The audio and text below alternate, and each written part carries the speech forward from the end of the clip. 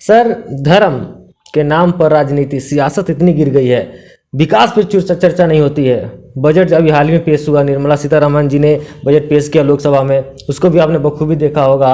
केंद्र हो या फिर बिहार सरकार हो, दोनों में तालमेल तो बैठ नहीं रहा है। बेरोजगारी पे बात नहीं हो रही है, शिक्षा पे बात नहीं हो रही है, सिर्फ रामचरितमानस पर और धर्म पर राजनीति सियासत चरमो सीमा पर है। इसको आप कैसे देखते हैं? देखिए, हमारे पार्टी के नेता आपके सामने है कि 3750 किलोमीटर का पदयात्रा किए और हर जगह साधारण आदमी से मिलके आपका क्या दुख है उसको हम कैसे रिप्रेजेंट कर सकते हैं।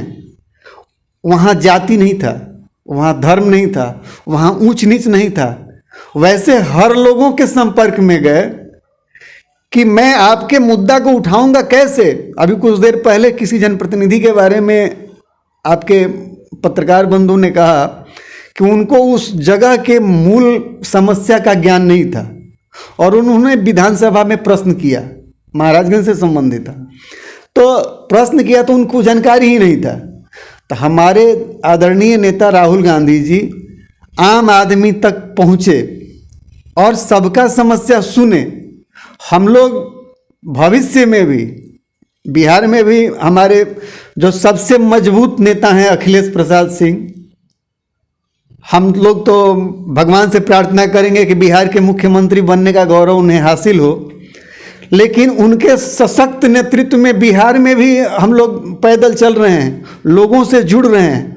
और कांग्रेस ही एक ऐसा पार्टी है जो लगातार मूल मुद्दा बेरोजगारी, मूल मुद्दा महंगाई, मूल मुद्दा भ्रष्टाचार, मूल मुद्दा अत्याचार, कांग्रेस ही एक पार्टी है, चाहे उत्तर प्रदेश में आप देख लीजिए, चाहे बिहार में देख लीजिए। जब कहीं समस्या कोई है आम जनता से जुड़ा, भले उसका नेशनल चैनल पे कवरेज कम आवे, लेकिन कांग्रेस ही एक ऐसा पार्टी है जो अपनी जिम्मेवारी को बखूबी निभाती है।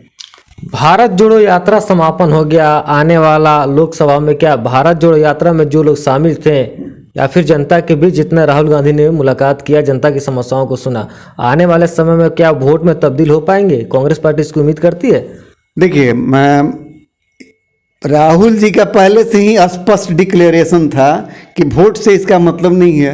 मतलब हम नहीं, देखिए, वोट से मतलब इसलिए क्योंकि सत्ता पक्ष जो है लगातार तो उसको तो मतलब है ना वोट से। लगातार दुकानदार कहीं जाएगा तो उसको तो सामान बेचना है।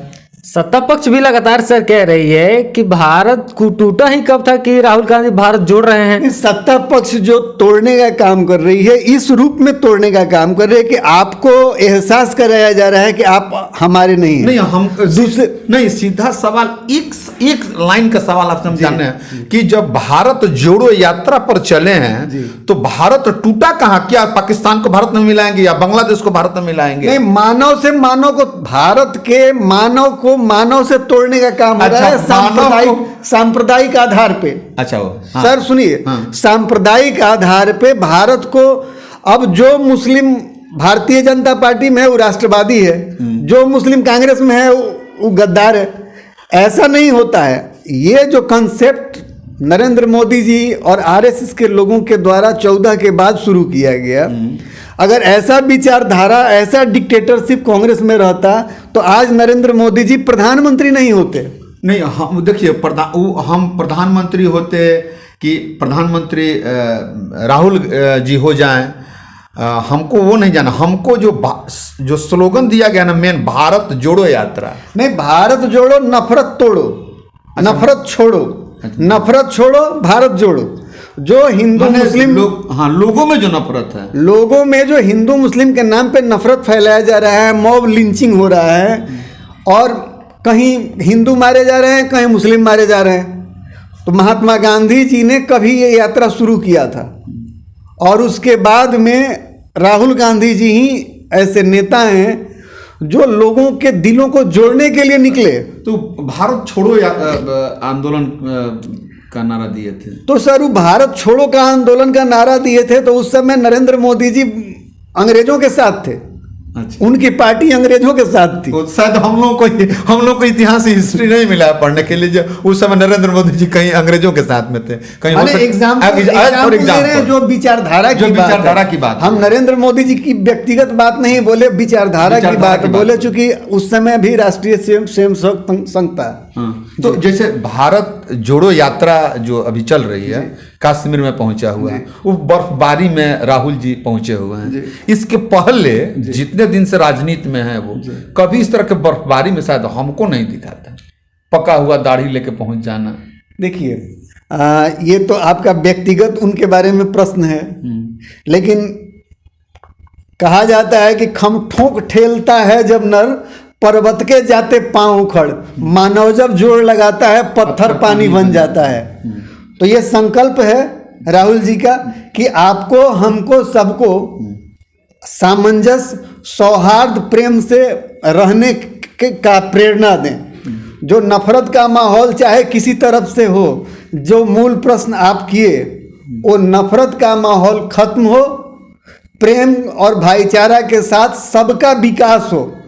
किसी व्यक्ति ने कहा हमसे कि एक समय था कि जब हम लोग अनपढ़ थे, उसके बाद भी हम लोग अपने परिवार को एक ऊंचा लेवल तक ले जा सके, और आज है कि ऊंचा शिक्षा, ऊंचा खर्च के बाद बेरोजगारी है।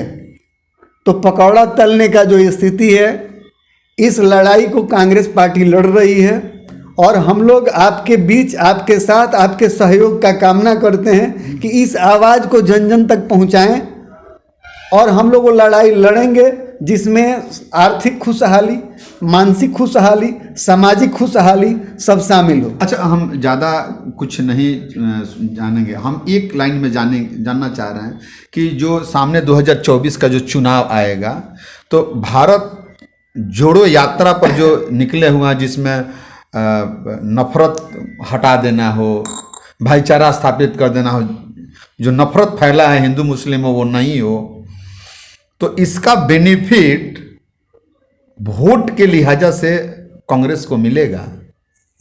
देखिए, एक सामाजिक राजनीतिक कार्यकर्ता के रूप में आपका सिर्फ इतना ही जिम्मेवारी है कि आप आम जनता के बीच जाएं, आम जनता के मुद्दा समस्या को सुने, उसके समाधान का प्रयास करें। लोकतांत्रिक व्यवस्था यही है। अब उस व्यवस्था में जनता कितना आपको समझ पाती है, हम तो उम्मीद करते हैं कि 2024 हमारा है। लोगों का जिस तरह से प्रेम मिला है, जन समर्थन मिला है, निश्चित रूप से ये वोट में तब्दील होगा। लेकिन फिर भी मैं भविष्यवक्ता नहीं हूँ, ज्योतिष नहीं हूँ कि मैं ये कहूँ कि ऐसा ही होगा।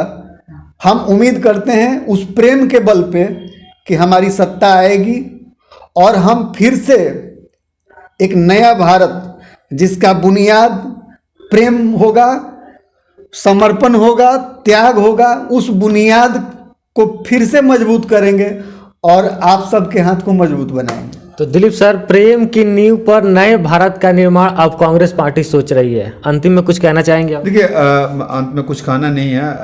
यदि अच्छाई की तरफ कोई बढ़ता है और मन में जोश लेकर के चला है, तो निश्चित सफलता की तरफ जाए, और शुभकामना रहेगी कि जो इतने 3600 किलोमीटर की यात्रा कर चुके हैं, पद यात्रा कर चुके हैं, और जैसा कि वकील भी हैं यशवंत कुमार चमन जी, कांग्रेस के कद्दावर कार्यकर्ता के रूप में जाने जाते हैं, और यदि राहुल जी चले हैं यात्रा पे, तो हमारी शुभकामना है।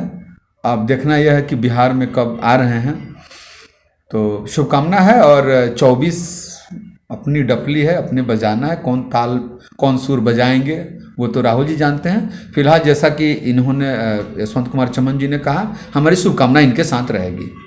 तो अभी यशवंत कुमार चमन जी को आप सुन रहे थे। आपको बता दें कि आने वाला लोकसभा चुनाव में अब कांग्रेस पार्टी जितने लोगों के साथ भारत जोड़ो यात्रा में शामिल है, वो लोग कितने हद तक जनता को प्रभावित करते हैं, और जनता कितनी उनकी प्रभावशाली विचारधारों से वोट में तब्दील कर पाती है, अपने मतदान को दे पाती है कांग्रेस पार्टी के पक्ष में, ये तो आने वाला वक्त ही बताएगा। बहरहाल बने रहिए मेरे साथ, देखते रहिए BT न्यूज़ इंडिया।